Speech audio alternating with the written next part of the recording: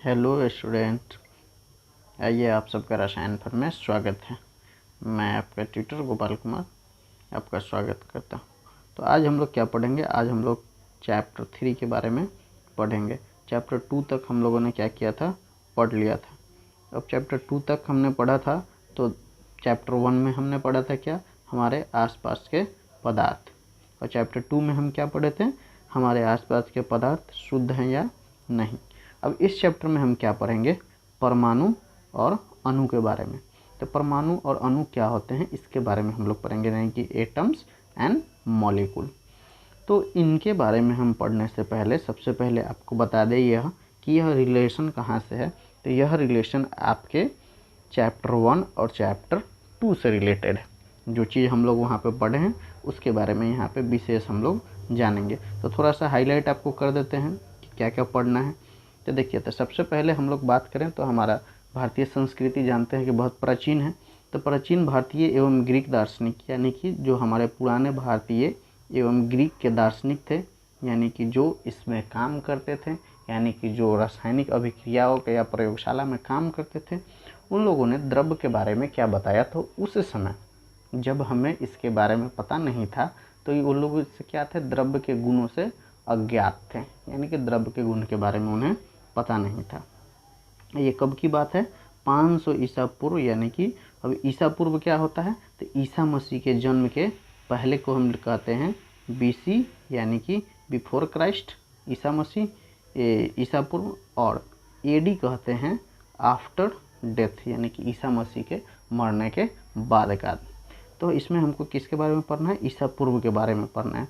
तो सबसे पहले भारतीय दार्शनिक जो हमारे थे, महर्षि कणाद। कौन थे? महर्षि कणाद। इन्होंने सबसे पहले हमें बताया कि द्रव्य को जब हम विभाजित करते जाएं तो वह छोटे छोटे कण प्राप्त होते हैं, और जिन्हें तथा हो जाएंगे, अंत में एक सीमा आएगी जब कण को पुनः विभाजित नहीं किया जा सकता। यानी कि उसको विभाजित करते करते हमारे पास क्या आएंगे, एक ऐसा भी समय आएगा जब हम उसको और भी विभाजित नहीं किया जा सकता या नहीं कर सकते, तो उसको सूक्ष्मतम कण हो जाएगा, और उस सूक्ष्मतम कण को हम क्या कर सकते हैं, अब अविभाज्य रहेगा। यानी अविभाज्य कहने का मतलब कि अब और उसको हम विभाजित नहीं कर सकते। तो और विभाजित नहीं कर सकते हैं हम, तो उसको भी हमें देखना है। तो और विभाजित नहीं करेंगे तो क्या होगा, उसका और छोटा रूप हम लोग नहीं कर सकते। तो आइए इसी को देखते हैं। तो और छोटा रूप जब हम उनको नहीं कर सकते हैं तो उसके बारे में और आगे हमें क्या जानकारी मिलेगा, तो जानकारी हमें यही मिलेगा कि जो एक और हमारे भारतीय दार्शनिक हैं वो भी इसके बारे में बताते हैं, जिनका नाम क्या था, पकुधा कात्यायन। ठीक है, उनका नाम था पकुधा कात्यायन।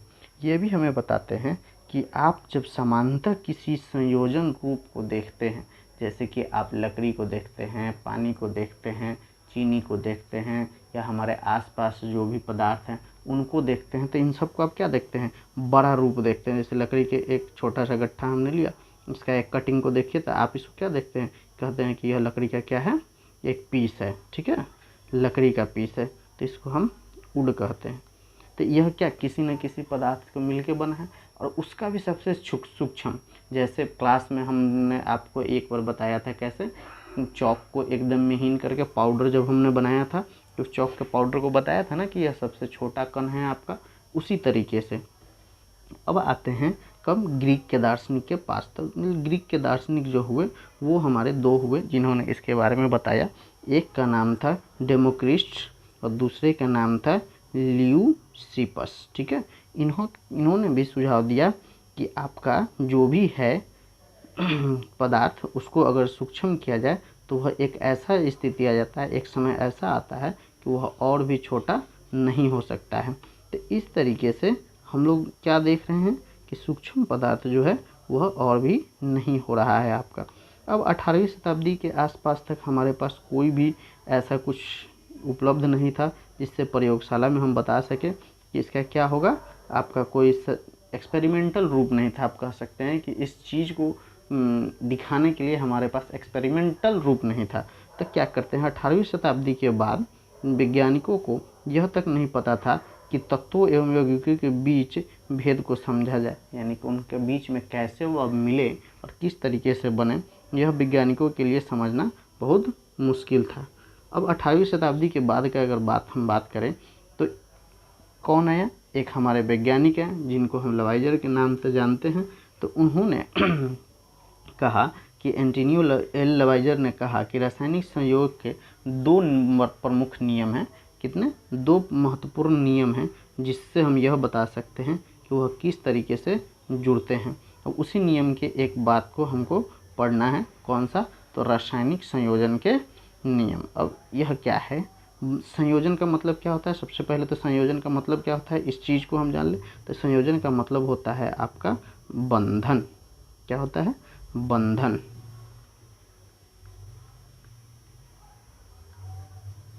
ठीक है, तो इसको हम क्या बोलते हैं? बंधन। अब बंधन जब होगा तो यह एक दूसरे के साथ बंधेगा, और इस एक दूसरे के साथ बंधने के समय हमें कौन कौन सा नियम पढ़ना है इस संयोजन के बारे में, यह हम लोग देख ले थोड़ा सा। तो आइए हम लोग इसे भी देखते हैं। तो कहता है कि इस नियम को पढ़ने के लिए हमारे पास संयोजन के कुछ नियम हैं जिनके बारे में हम देखते हैं। तो कहता है कि संयोजन के नियम अगर हम देखें तो हमारे पास कौन कौन सा है। जो संयोजन के नियम के बारे में हम देखें तो हमारे पास बेसिकली है कितने? 5, लेकिन हम कितने अभी पढ़ेंगे? 2। तो 5 में से 2 पढ़ना है, 3 आपको क्या पढ़ना है? बाद में। तो सबसे पहले वही आपको बता देते हैं कौन कौन सा नहीं पढ़ना है।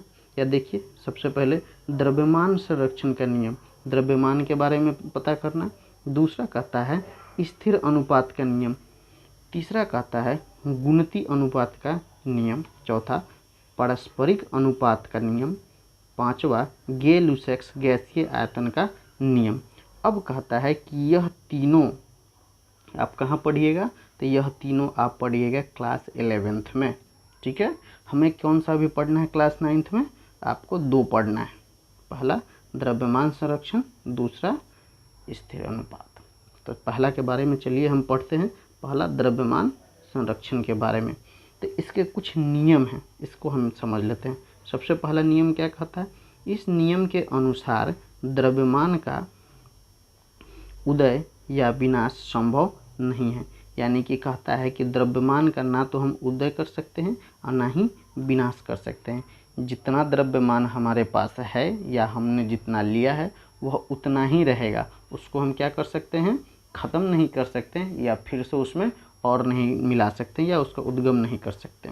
दूसरा कहता है कि किसी रासायनिक अभिक्रिया के लिए इस नियम का उपयोग निम्नलिखित तरीके से किया जा सकता है। अब कौन सा तरीका है जिससे हम कर सकते हैं? तो निम्नलिखित नियम आपको नीचे दिया हुआ है A+B वाला, वह भी देखते हैं। तो कहता है कि अब इसको किस तरीके से, किसी भी रासायनिक अभिक्रिया के दौरान पदार्थों के द्रव्यमान का जोड़ उसी अभिक्रिया के उत्पादों के द्रव्यमान के जोड़ के बराबर होंगे। यानी कि देखिए, जैसे A ले लिया, B ले लिया, इसको जोड़ा तो क्या हमें मिल गया? A और B मिल गया। तो इस तरीके से हम क्या देख रहे हैं कि AB क्या हो जा रहा है? हमें प्राप्त हो जा रहा है। तो यह तो क्या था? पदार्थ था, और यह हमें क्या मिला? उत्पाद मिला। तो इससे हम क्या कह सकते हैं कि जो पदार्थ हमने उपयोग किया है वही पदार्थ हमें क्या हो रहा है? बाद में प्राप्त हो रहा है। तो इसी तरीके से अगर हम देखें तो द्रव्यमान का क्या हो रहा है? संरक्षण हम कर रहे हैं। यानी कि पहला नियम हमें क्या पढ़ना था? द्रव्यमान का संरक्षण। आइए अब उसमें आपको हम उदाहरण के स्वरूप बता देते हैं। तो कहता है कि अगर हम एक कोनिकल फ्लास्क ले, ठीक है, कोनिकल फ्लास्क लेने के बाद हम क्या देखें, उसको क्या करेंगे?